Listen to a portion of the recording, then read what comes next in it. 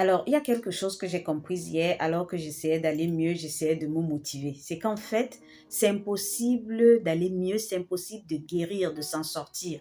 Si on traîne derrière soi une douleur qu'on refuse de nommer, on veut tous aller mieux, on veut tous guérir. Mais je pense que tu ne peux pas guérir de quelque chose dont tu ne parles pas. C'est pour ça qu'aujourd'hui, je vais te parler, pour moi, du premier pas que tu dois faire aujourd'hui si tu veux te relever, si tu veux t'en sortir. Et directement, j'ai eu cette vision, je ne vais pas appeler ça comme ça, c'est une phrase qui m'est venue, c'est que en fait, la première chose que tu dois faire, c'est de mettre les mots sur tes douleurs. Tant que tu ne mets pas les mots sur ce que tu ressens, tu ne pourras même pas trouver la solution. Alors, mon nom c'est MV2. Si tu viens de me rencontrer, je suis à Istanbul en Turquie. J'ai mon entreprise qui s'appelle MV2 Istanbul. Je suis spécialisée dans tout ce qui est solde à Istanbul, bref, les bonnes affaires. J'ai créé cette chaîne parce que j'aimerais vraiment t'aider à t'en sortir. J'aimerais t'aider à guérir des blessures intérieures puisque moi-même, je passe tout le temps par là.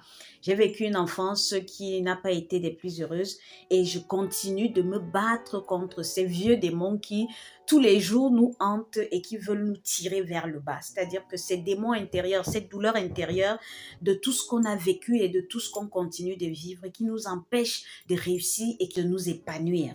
Alors, pourquoi est-ce qu'on fuit la douleur? Tout simplement parce qu'on se dit de toute façon, ça ne va rien changer. Ça ne change rien que je parle de mes problèmes parce que ça ne va pas m'aider à trouver la solution. Et ce qu'on fait plutôt, c'est quoi? C'est qu'on choisit de se noyer dans le travail pour ceux qui ont peut-être un travail ou alors une entreprise, on travaille comme un malade. Pour ceux qui ont une famille, ils choisissent plutôt de vivre leur bonheur à travers le bonheur de leurs enfants. Donc, ils choisissent de s'effacer complètement parce que de toute façon, c'est mieux comme ça. C'est plus facile à vivre comme ça. D'autres vont se retrouver dans des relations toxiques. D'autres vont se retrouver même avec des maladies compliquées. Moi, ce que je pense, c'est que c'est une erreur monumentale. Tu sais, même quand tu vas chez un médecin, la première question qu'il te pose, c'est que tu sens mal où? Parce que tant que tu ne lui dis pas où est-ce que tu sens mal, il ne pourra pas te soigner. Et même quand tu lui dis comment est-ce que tu te sens et où est-ce que tu sens mal, qu'est-ce qu'il fait? C'est qu'on va te proposer des examens, tu vas faire des examens et après, on va nommer exactement ton mal. Parce que dire que tu as mal au ventre, ça ne veut pas dire que tu as mal au ventre. Peut-être dans le mal de ventre, là, tu as un autre problème. Par exemple, mon fils, il a eu la péritonite. Mais quand on nomme une douleur, ça fait quand même en sorte qu'on sait par où commencer pour soigner ce mal-là, pour soigner cette douleur-là. C'est la même chose avec les problèmes qui nous arrivent. Ça veut dire quoi? Tant que tu ne nommes pas exactement ce que tu ressens, tu ne pourras pas trouver la solution. Je tiens à préciser que ici, il ne s'agit pas de te plaindre. Tu ne te plains pas. Contrairement à ce que les gens autour de toi vont penser lorsque tu vas parler de ce que tu ressens. Tu ne te morfonds non plus sur ta situation. Tu n'es pas là pour ressasser tout le passé. Non, il ne s'agit pas de ça. Dire par exemple que tu as mal parce qu'on t'a humilié, ou tu as peur de ne jamais réussir, ou alors tu es triste parce que peut-être ta relation est terminée, ou peu importe le mot ou les mots que tu vas mettre sur la douleur que tu ressens, ce n'est pas que tu es une personne qui se plaint ou une personne faible, parce qu'on a tendance à traiter les personnes qui parlent de leurs problèmes de personnes faibles. Non, il ne s'agit pas de ça. En fait, ce que moi j'ai plutôt envie de dire, c'est que certes, c'est des mots simples, mais c'est des mots vrais et c'est ta vérité. Et tant que tu ne mets pas les mots sur ce que tu ressens, ce qui va se passer, c'est que cette douleur-là va te contrôler. Et moi, personnellement, c'est contre ça que je lutte tout le temps. Parce que les gens dans mon entourage ont souvent l'impression que je suis une personne très impulsive ou alors une personne qui dit carrément tout ce qu'elle pense sans penser forcément à ce que les autres vont ressentir. Mais il ne s'agit pas de ça. Il s'agit plutôt de ne pas laisser ma douleur me contrôler. Parce que lorsque ma douleur me contrôle, elle va se ressentir à travers ma colère. Moi, quand je suis en colère, c'est qu'il y a quelque chose qui ne va pas. Parce que je ne suis pas une personne colérique. Et elle va se ressentir à travers tes échecs répétés dans ta vie. Les gens sont souvent là et se disent forcément que non, on t'a bloqué au village comme nous sommes africains. D'autres arrivent à se convaincre qu'ils ne méritent vraiment rien de bon. Mais c'est pas ça. C'est ta douleur qui est en train de parler. Et la douleur va également s'exprimer à travers ta colère, comme je disais tout le temps. Il y a des personnes qui sont tout le temps sur la défensive, tout le temps colériques. J'avais dit ça dans l'une de mes vidéos, sur l'un des autres lives. Lorsque tu es une personne épanouie, tu ne peux pas être en colère tout le temps. Lorsque tu es une personne dont la vie se passe comme elle veut, qui a le contrôle sur ses douleurs, tu ne peux pas être une personne qui a toujours envie de faire du mal aux gens. Tu ne peux pas. La plupart des personnes qui se comportent très mal, ce sont des personnes qui en elles ont enfui des douleurs tellement fortes que elles sont obligées de se comporter mal pour pouvoir donner un sens à ce qu'elles ressentent. Moi, c'est ce que je pense. Hein. Et je pense que si c'est ton cas, il y a un problème à l'intérieur de toi. Il y a d'autres personnes qui également, leur douleur leur fait tellement se sentir inférieures qu'elles sont toujours en train d'en vouloir aux autres. Pourtant, en fait, ça n'a rien à voir avec les autres. C'est-à-dire que tout ce qui leur arrive de mal dans la vie n'a rien à voir avec les autres. C'est tout simplement parce qu'elles n'ont pas encore pris le temps de s'asseoir et de mettre les mots sur ce qu'elles ressentent. Tu vas me demander comment on fait pour mettre les mots sur ces douleurs. Alors, pour mettre les mots sur ces douleurs, il y a plusieurs options. La première option, c'est de prendre un cahier, d'accord? Tu vas prendre un cahier, c'est pour ça que la plupart des gens ont des journaux, on dit quoi? Journal intime, journaux intimes. Tu vas prendre un cahier sur lequel tu vas coucher tout ce qui te passe par la tête et utilise les vrais mots. Utilise les mots « je me sens mal »,« je suis triste »,« je suis en colère » parce que.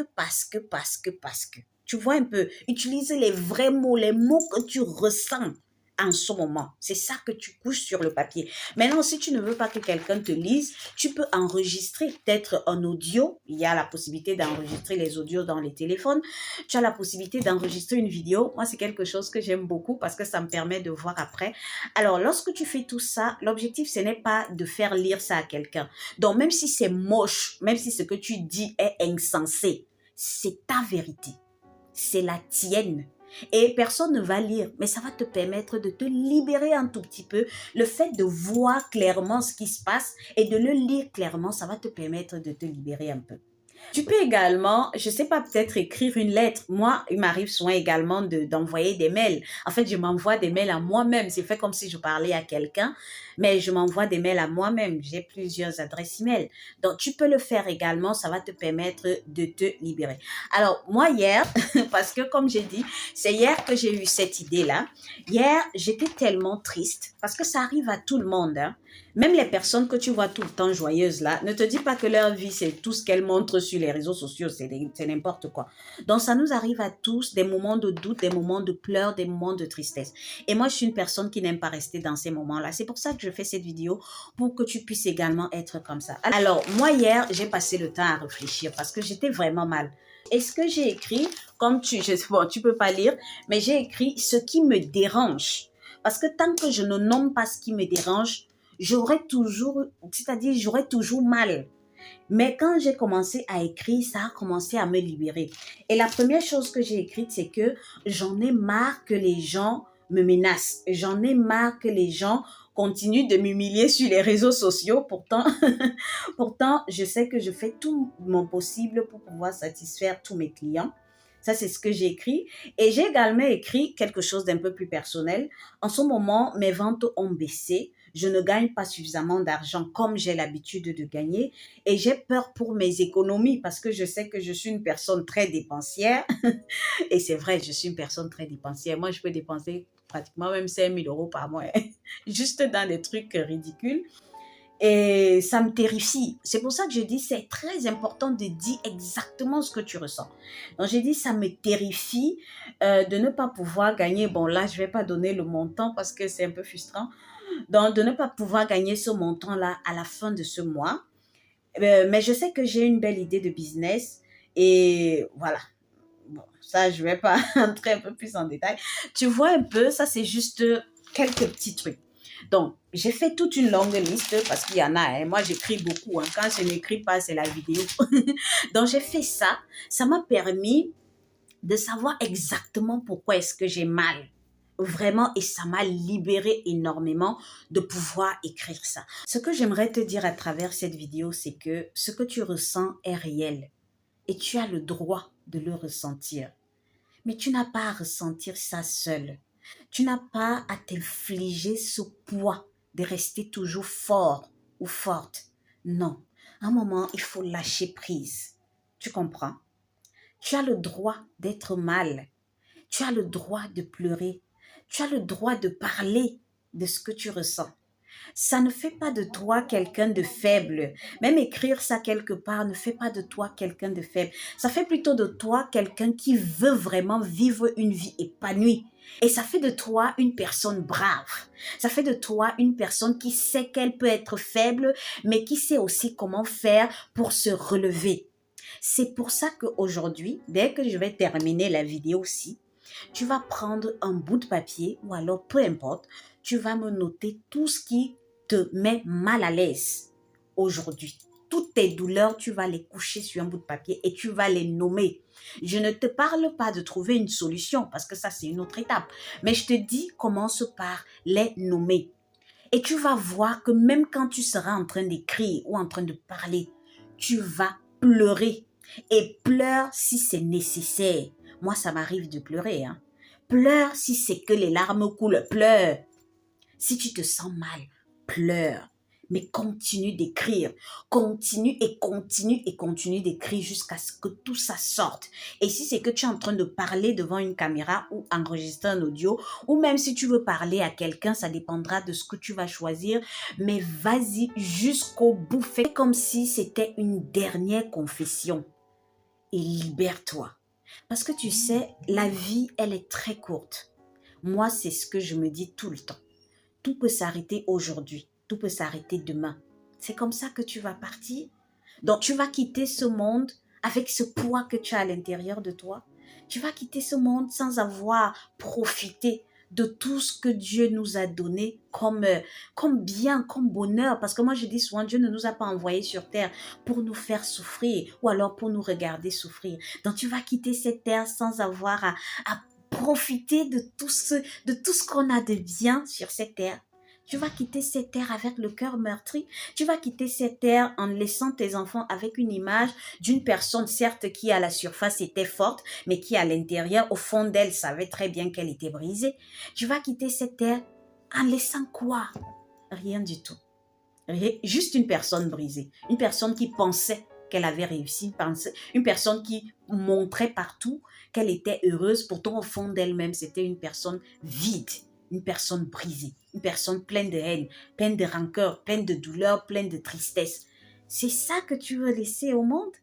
C'est comme ça que tu veux te définir personnellement? Parce que même si on ne voit pas ce que tu ressens à l'intérieur de toi, mais toi et moi, on sait ce que tu ressens à l'intérieur de toi en ce moment. Est-ce que c'est ce que tu as envie de laisser au monde ou alors c'est comme ça que tu as envie de vivre toute ta vie? Non, je ne pense pas. Et en tout cas, moi, je ne fais pas partie de ces personnes-là. Alors, si cette vidéo t'a plu, s'il te plaît, partage ça avec tes amis, partage ça avec ta famille, partage ça à quelqu'un que tu aimerais qu'elle puisse également se relever. N'oublie pas, nous sommes des phénix. Le phénix, il se brûle, mais il trouve un moyen de renaître de ses cendres pour continuer de voler. C'est ça que nous sommes. Peu importe où tu es, peu importe qui tu es, c'est ça que nous sommes. Et c'est ce que tu es. Alors, laisse un pouce bleu et surtout, abonne-toi. N'hésite pas à laisser un commentaire si tu veux que je parle d'autres sujets ou de nous partager une de tes expériences. Je sais, pense au moment qui te tourmente, je ferai une autre vidéo quand Dieu m'inspirera. Parce que comme je dis, moi, je ne programme pas. C'est quand j'ai une inspiration que je ferai une vidéo. À très bientôt. Mon nom, c'est MV2.